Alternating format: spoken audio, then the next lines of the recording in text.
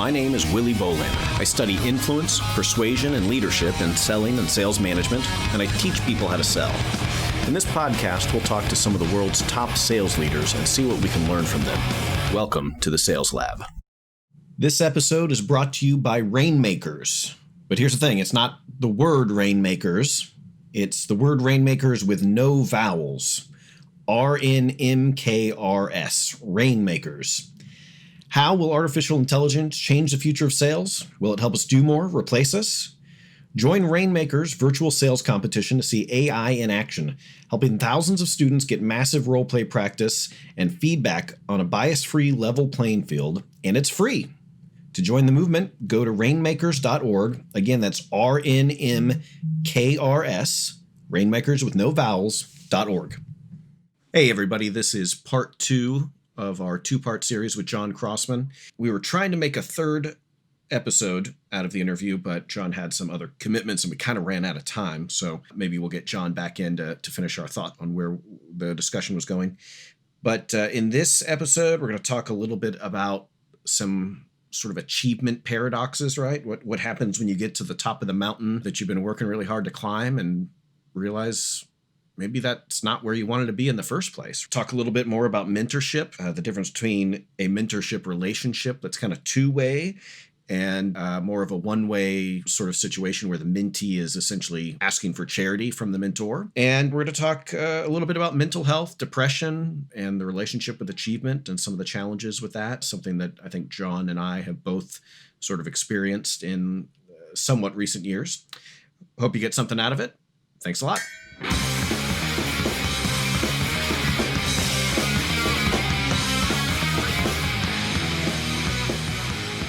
And so you were obviously, you were working for these other people's companies. How long did you work for other people's companies before starting Crossman? So I had about 13 and a half years in total with the Trammell Crow Company and its predecessors. And when I finished up at Trammell Crow, I was a partner and top producer. And a lot of that experience was awesome. But, I have, I think, such a hardcore entrepreneurial streak in me that while I like, a lot of parts of corporate environment, it really wasn't the best match for me. And I've kind of had that reinforced in my life.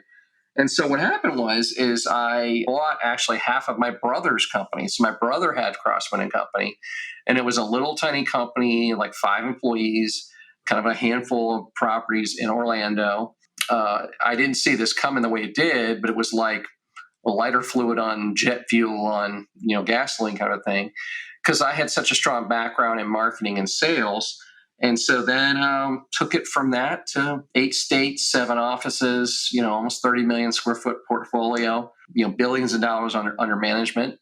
And then I did that for 13 years. And then I sold out last year. And now I'm unemployed. Willie, I'm unemployed now. There you go. So you are no longer a real estate guy, or you're still somewhat of a real estate guy. I am. I have 2 companies now. I have a company called Crossmark, which is a small real estate company. I'm in partnership with a friend of mine, and we do some advisory work. So I still have some clients, a handful, that bring me in to help with some real estate issues. And then he and I also do some investing together, but it's all kind of local.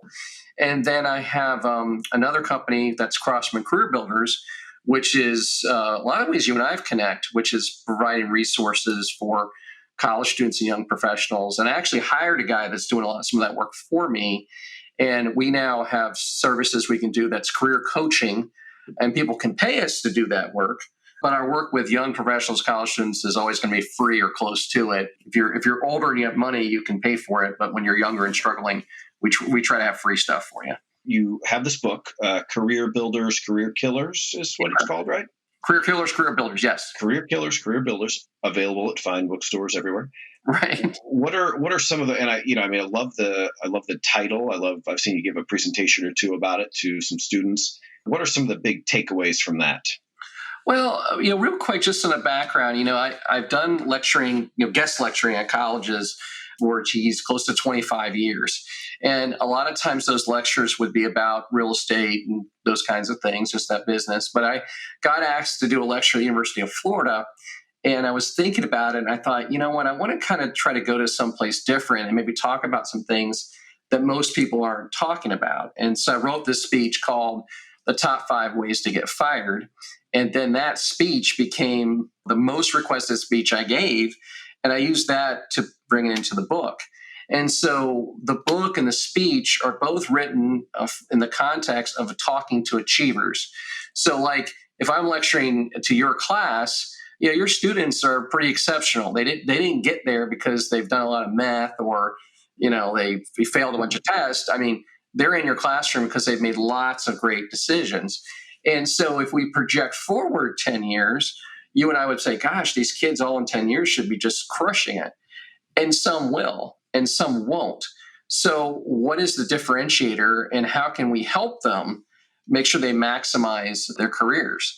And one of the takeaways I've learned of this time is that sometimes people say, well, these young kids, they've never felt failure, and the first time they feel failure, they're going to snowflake and die. And it's really not that. I've not seen too much of that. What I've seen more of is them achieving so much, and the achievement has not made them happy. And so examples I use is like Kate Spade and Anthony Bourdain, and these people who have checked the box at every level of success we can imagine, and yet they commit suicide, right? So when we start talking about career killers, career builders, I'm not talking, the killers are not being late to work or dressing unprofessionally. We start talking about addiction, we talk about mental health issues. And then when we start talking about career builders, we start talking about the skills to help deal with those things in a more healthy way, like professional counseling, like having mental relationships, things like that. So it's an easy read. It's a short read. It's not Catcher in the Rye Part 2. It's not the Great American Novel or anything. To me, it's like an introduction into some of these bigger, harder concepts that a lot of people, it's hard for them to talk about. Yeah, and I think this is a subject that you and I have kind of connected on in the past, is this idea of, I don't know if we could call it a midlife crisis or a mid-career crisis, or you reach a certain threshold of success and you get to the top of the mountain and you look around and go, uh-oh, what do I do now? Mm-hmm. Am I accomplished? Am I done? Or have I just been toiling away for something that actually isn't going to make me happy? So counseling, mentoring, I know you were describing one of your mentoring relationships. It was interesting to me that was something you had to make happen, right? Oh, yeah. Some companies that I work with, that we have students at, that I do research and consulting with, they have a formal process in place where a mentor is assigned to a new employee, and they're supposed to meet and they're supposed to help, the new people with deals. And it's very structured. And I think that's great. But that's probably the minority, even still. I mean, I think companies are getting better at putting those types of programs in place, but it's probably still relatively rare. So how do I maybe, one, identify who a good mentor would be, and then convince that person that I'm worth investing time in? Well, a couple things about that. First off, it's funny. I was given a lecture at a grad school, and the guy before me mentioned mentors, and a student asked him, how do I find a mentor? And he kind of whiffed on the answer. And then I went up next and I said, look, let me give you my opinion on that. How do you find mentors? You make them, like you create them. And you don't have to have this, quote, formal relationship. You just have to have the intent and pursuit of it. So like for you, Willy, I'm sure there's men you admire as dads, right? That and then as you get older and your kids get older, you may have different dads you go and talk to. It's not necessarily like it's a mentor relationship as much as it is you're trying to be better or working on some sort of skill set in your own life. I know that, I now have teenage daughters. And so there's a lot of times I think about men I know that have daughters in their 30s and 40s, and I reach out to them and ask for their advice, right? So it doesn't have to be formal. It does have to be intentional. The other biggest thing I say in the space of mentorship is I always ask students to think about the word charity. What is charity? Charity is giving and expecting nothing in return. And so if you and I go volunteer at a soup kitchen, we don't then expect them to give us a watch or something. We just give and we don't expect anything back. Charity tends to be in a crisis situation. It tends to be temporary. right? So that's charity. When we think about relationship is something different. Relationship is in balance. It's giving and receiving. The art of a great conversation is look at me, how are you? Like you're equals together. So what I challenge young people to think about is, are you seeking a mentor charity relationship? Are you seeking a mentor relationship, right? And that is the biggest concept gap that I try to really push into young professionals and college students. If you reach out to me and it's 2 weeks before graduation, and you're like, hey, John, I need some advice, blah, blah, blah. I'll help you. I mean, I'll give you some things, but it's going to be short term. It's crisis. It's one sided. But if you build a relationship with me, that's something that's going to last a lifetime. And so what that looks like, I always tell students, college students, young professionals, I always say, look, find yourself at the end of every conversation saying, how can I help you? What can I do to help you? And if I'm getting advice for somebody, man, I'm the biggest fan of them. I'm the biggest fan of what they're all about. I'm cheering them on. I'm liking and following their company on social media. I want to be an advocate for them. And so if it's a relationship, there's a balance to it, right? And that's a very, very big concept. It's sort of funny to me that I don't even understand why a young person would think that some older person would just give them everything like a parent. Like that's not reality. That's not how that works. But there's a healthier way to do it that's more long lasting and actually far more fulfilling. Well, I think that might be a great analogy, right?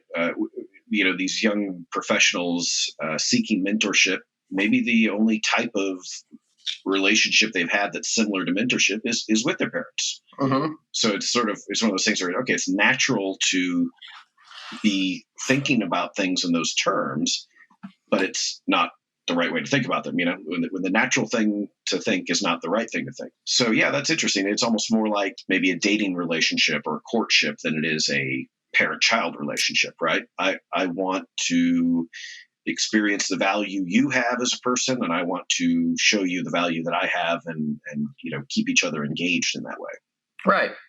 Right. Well, it's funny, my daughters, I give this speech every once in a while and they get mad at me, but I say to them, there was a time when you're a baby and your mom and I made all your decisions for you, and now you're getting older and you're making some and we're making some. There'll become a point in time when you'll have your own stuff. And I might look at you and say, hey, can I borrow your car? And you might say, no, because you don't have to. It's your car. And then the time will go by, and then I'll be looking at you saying, should I get this surgery? What do I do? And then you'll make the decisions for me, right? And the reason why I tell them that is I want to give them vision and a purpose for their life, that they know that their time comes and my time wanes, right? And when you see some really unhealthy parent-child relationships, when the parent is in their 80s and the child is in their 50s, and they're still crushing them down like I'm the boss, that's not how it works. And so when I look at one of your students, and if they're 21 years old, I don't think in my mind like, oh, Willie, this kid you've got in this class, this punk, whatever. I don't think that way. What I think is like, man, they could be a CEO in 15, 20 years, and I might be working with them. I might still be around doing some consulting, and they might bring me in, and they might be our client that I'm serving and helping out, right? So I think it helps the dynamics of the relationships to think in those components. Yeah, absolutely. Well, and I love that idea that if the parent-child dynamic doesn't change, then what good are you doing? Right. For them, for you, for everybody, right? That's right. Similar to the old, what got you to this level of success isn't going to get you to the next level. Correct. So you're working really hard. You're, first one in, last one out. You start your own company. You're throwing elbows. You're trying to be successful. You're trying to maximize. And I love that was kind of your perspective. And I think maybe that's a key differentiator for the people that really want to be successful, right? That they don't want to do just good enough. They want to do really, really well. Could have sold that building for 47. Why not see if we can get 57 out of it? Right. That type of drive, that going at that speed, if you will, for that long. How did you come up to, because I know you've experienced some, I don't know if we would call it burnout or exhaustion or something like that, but how did you get to that point, if you don't And by the way, if I ask anything that's inappropriate, just tell me to shut up. That's fine. Right. No. You truly could ask me anything. It's totally cool. Sometimes you hear people say, I haven't hit my, the edge. I'm still ramping up or whatever. I have hit the edge. I absolutely have. And one part that came up, and I had some back issues. And so that was one kind of sign, but I was able to kind of work through that. But when it really hit me was when I was 42. I'd gotten back into running. I ran in college, and I was a sprinter then, but as an adult doing distance running. And I got pretty good, but I ran a half marathon, and I came across the finish line, and it was my best time ever. And I just physically didn't feel right. Didn't know what it was, didn't feel right. And so I ended up going to the doctor a couple days later. And when I was walking back to the room with the nurse, she looked at me and she said, "Oh, you're suffering from depression." And I really couldn't believe it, Willie. I mean, it really was like, man, what is she talking about? I'm like the happiest guy I know. How in the world could I be suffering from depression? And sure enough, I got diagnosed with clinical depression. I spent 1 year taking Zoloft and Klonopin. And when it really hit, like in the next week or two, it was hell. I mean, it was the worst physical experience I've ever been through. I mean, I've had surgery and stitches and broken bones and all kinds of stuff like that, but I've never had the physical pain of that situation. I think that my clinical depression was triggered by a series of things, including physical exhaustion. I will tell you that I am thankful I went through it because it's given me a lot of perspective on how to be compassionate for other people that are dealing with that. And also learning that, I physically do have limits. I've got to make sure to turn off and say no and turn some things down. Right. And I had to learn that lesson the hard way. I completely get it why somebody who is suffering from clinical depression and they start drinking heavily and they kill themselves. I get that. Don't do that, by the way. I'm just saying I get it because it can be such an incredibly hopeless feeling. And so I try to share that story as much as I can with young professionals to say, listen, there's my story and there's other people that are dead or are suffering in a much different way because of an addiction issue. And so that's why I'm like, I've learned through all the, having a medical doctor, having a psychiatrist, having a counselor of all different skill sets I had to learn to keep my life, more into balance. And so I try to do as much as I can be transparent, share that in the effort that would be helpful to young professionals and college students. Well, and just so it doesn't seem like I'm throwing you under the bus, I mean, the reason I know this is because we've talked about this, because I've run into similar things as well, where you get in the habit of pushing and feeling like things are scarce and feeling like things are going to fall out from under you at any moment if you're not up first thing in the morning and still emailing late at night. And it's important because it gets you where you want to be. But then there is this point of time where you have to look at things and go, okay, I'm safe. I'm going to be okay. There's no enemy at the gates immediately trying to get me, right? If I put my guard down for 2 seconds to get a good night's rest, or to spend some quality time with my friends and family, just doing relationship stuff, not taking them with me to do part of my job or something, right? Just spending time with them. And it's a tough transition to make for sure. But, you mentioned things to say no to and ways to keep balance. So what are some of the rules that you apply to make those types of decisions? How do you know if something is worth doing or if it needs to be done by you versus someone else or whatever? Yeah. So there are a lot of things with that. First off, I have a tendency to over exercise, right? Like I think I probably have a tendency, probably most things in my life, to kind of overdo them. And so I've had to break some things up in my brain that I'm not going to prove myself to anybody. I can just walk the dog and that is exercise for that day. That's okay. So part of it's like a reframing. I think in the business aspect, it really comes to becoming more comfortable with who you are. When you're young and the book is wide open and you're like, oh my gosh, you could be anything. And then as you get older, you're like, yeah, maybe that's true. But there's certain things that you're much more gifted at. There's certain things that you have a bend towards, and becoming comfortable with that. I'm on a board. I'm on a lot of boards, but one of the boards I'm on, I got asked about becoming the chairman of it. And if I told you about it, you'd be like, man, John, that sounds pretty cool. And it is pretty cool. But I don't really want it anymore. It's I've done a lot of stuff and I kind of feel like, yeah, it'd be cool. But there's other people on the board who really want it. And so the decision I made was, and I said this openly, a couple of the key people, like, no, I don't want it. I want to see that person get it. And by the way, that person is a person of color. That person is female. That person is, frankly, better educated than me in a lot of ways and has better skill sets. And so to say, you know what, I'm never going to occupy that chair. I'm going to help someone else get into that chair. And I'm going to support them along the way. And some people never get to that point. Some people are always kind of jealous or coveting, someone else's position. But when you really get comfortable where you can go to somebody else's big event and have a piece of cake and enjoy yourself while someone else is being honored, that's a great thing. It's a beautiful thing. There's a humility to it.